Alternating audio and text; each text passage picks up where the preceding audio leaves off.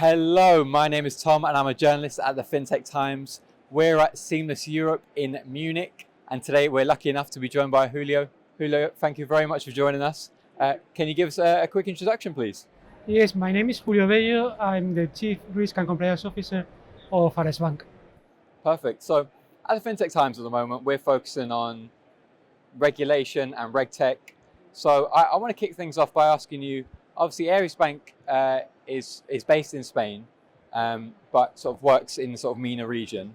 So what can you tell us about how the regulatory space differs between Spain and just different areas in the MENA region? Yes, so the first thing is that you mentioned is that there is different countries in the MENA region, so there are different approaches to regulation. For example, it's not the same Emirates or Jordan than other regions in the north of Africa, like Algeria or Libya, that have different approaches to regulation. So I will try to make my comparison with those less developed countries in terms of regulation. For example, what we face when working with countries like Algeria, Libya, and many other countries in Africa and the north of Africa is their regulation standards are really lower than ours. And we face that from the first moment we have to analyze a bank or a company because the financial information is less exhaustive than that we have. Actually, this information many times is not published in the website. So you need first this commercial contact with the company or the bank in order to get the information. Once you receive the information, it's not the same. Most times it's only a balance sheet and a profit and loss account, and it's not audited, of course. So the level of detail that we have is much lower.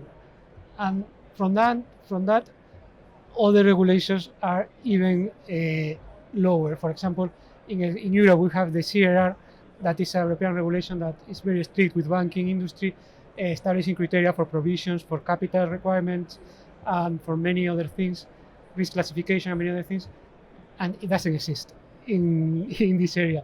So the standards are very different, but on the other side, they have advantages that as the banking sector is less developed, the investment they made are also less developed. So the risk of their balance sheet is lower because loans to customers are lower and they don't invest in sophisticated products.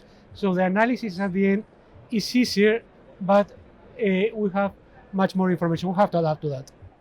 Great. And later on, you're going to be on stage at the event talking about credit provisions.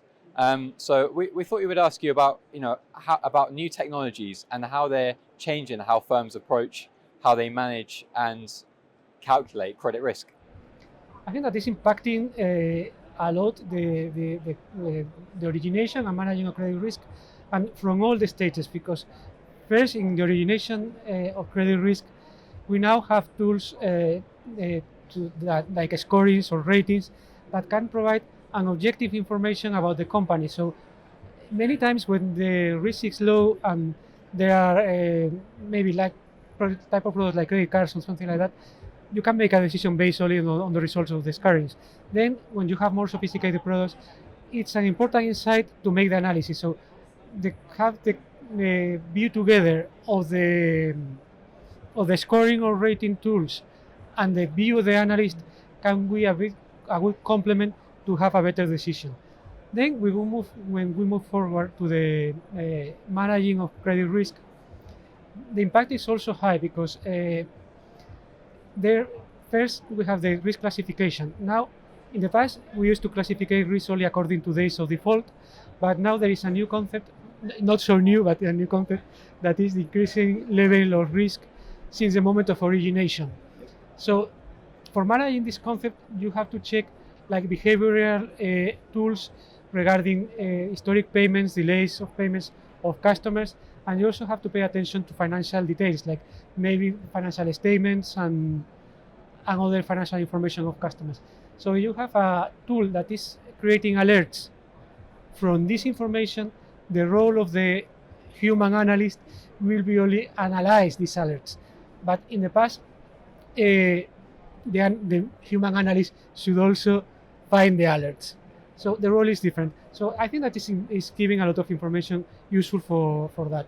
And also we have the internal models that are used for the calculation of provisions and capital requirements. With this technology will allow us to have a better approach and make better solutions for each sector, each kind of company, and the results will be more efficient because if you have more data, you have segment better your customers, the result will be more accurate. We should also bear in mind that in recent years, the supervisors have been more concerned about the results of these internal models, and probably in the future they will make it more strict the application of these models because banks tend to use that to make softer requirements of capital provisions using the credit models, and supervisors don't feel really happy about that. Perfect. Well, I think you've given us some great insight there into the sort of different landscapes and situations that do exist. And what can you tell us now, if we look to the future for AresBank, what are your future plans, and do you have any exciting developments on the horizon? Yes, we are in the moment, we have changed recently the management of the bank, and we are applying a new strategic business plan that has some insights. But please let me first explain a little bit what is AresBank, because it will result in the application of the business plan. AresBank is a bank that belongs to the Libyan government, and a consequence of that, our mission is very conditioned by that, because our main focus is to promote the commercial relations between Libya and the MENA region and Europe. So we do a lot of trade finance. And this is a key pillar for our business strategy. We are trying to diversify and have better products for our customers in that region. As you know, Islamic finance is a quite recent development in the industry, but it's increasingly getting more adepts, mainly in the regions that they affect. So we are trying to get an offer of Islamic banking for our customers, and we will be launching that probably by the end of this year or the beginning of the next one. And this is very exciting because in Spain there is no banks offering this product, so we will be pioneers in the industry in Spain. And also we are trying to diversify our portfolio. We were very focused in the past on Libya, that is our main shareholder, and it's normal, but we want to be more present in the MENA region. So we are making big efforts to offer our products also to other countries, and we are visiting and trying to expand our footprint to Algeria, Egypt, Turkey, Jordan, and many other countries in the area. So we are in that phase, and also we have other pillar of our activity, that is corporate finance, and we are also trying to improve our base of customers and reach more customers, mainly those companies that export to Libya that are our main target, but also other companies in the area. So we are in a track to grow our business and increasing our portfolio products. Perfect. Well, there you go. So it's clearly exciting times and a lot going on in the future. So as I said, this month we're looking at RegTech and regulation at the FinTech Times this month. So we're asking everyone about the big sort of trends and shifts they're expecting to see in the regulatory space in the near future. So I want to get your take on this. What are the big shifts that you expect to see in the regulatory space, not only in Europe, but across the MENA region as well in the near future? From the last financial crisis, supervisors and regulators has put their view to control financial risk. And from my point of view, nowadays they are well under control, and we have a lot of tools that we didn't have in the past to monitor and control them. We have ratios for control liquidity, that are the liquidity coverage ratios or the net stable funding ratio. We have also specific ratios for interest rate. We have additional ratios for capital management. So this is more or less under control. So nowadays they are paying more attention to other non-financial risks. And in that sense, I think that they are putting their attention mainly in two risks: IT and ESG. So regarding IT, the European Union published a few months ago a new regulation on digital operative resilience that will be fully enforced in January next year. So banks should pay a lot of attention and efforts to comply with this regulation by that date.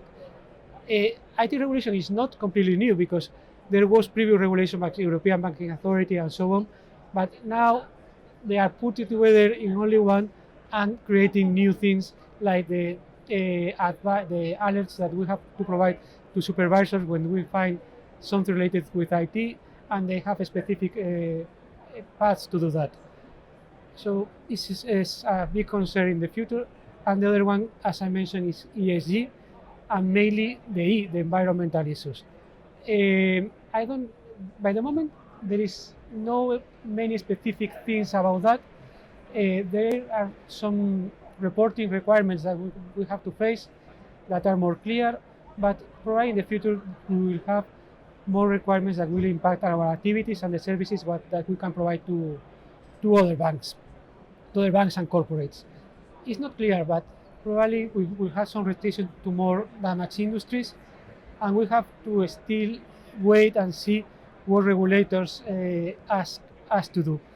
But we are seeing the last years that some companies in most difficult industries in that regard, like oil industry, are trying to move their activities not for being only a mere oil company, but only to provide other energies like electricity and so on.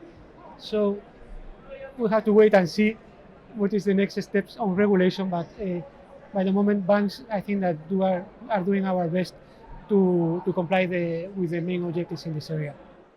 Perfect. Well, Julio, thank you very much for joining us today. You've given us some great insight. You've given us a lot to think about as well. And I hope you enjoy the rest of Seamless Europe. Okay, thank you very much for your invitation.